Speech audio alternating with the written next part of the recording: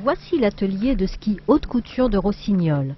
C'est d'ici que sont sorties les spatules de la centaine d'athlètes qui les ont choisis pour Sotchi. 7000 en sortent chaque année, le travail est manuel et les sportifs sont partie prenante de la conception. Un ski est fait actuellement donc toujours avec son noyau bois. On a une semelle de plastique. Nous avons différentes fibres. Ensuite nous avons donc des carassiers et le décor sérigraphié dessus.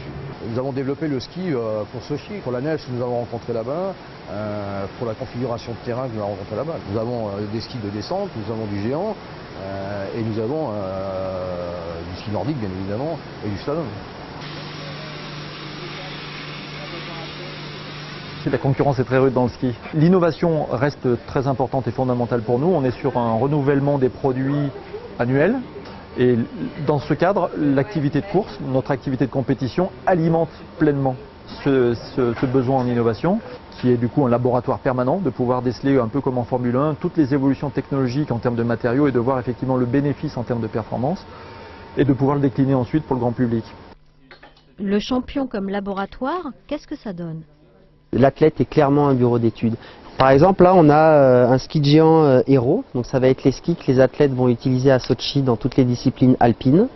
Et alors les particularités, c'est que c'est des skis qui sont déjà faits pour la piste.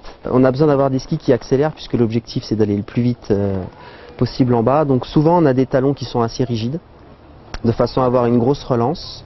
On a des skis qui sont très complexes au niveau de toute la construction interne, ce qui fait qu'on a des skis qui absorbent énormément le terrain.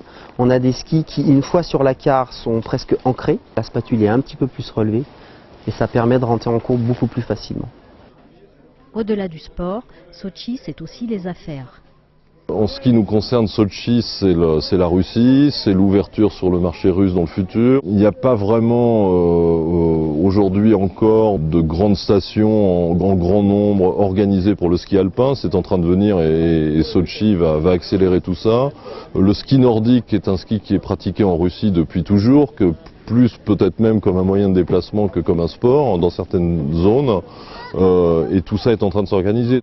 Bien que noyés dans la politique et la sécurité, les Jeux de Sotchi, ce sont pour les professionnels de l'or blanc de belles perspectives commerciales.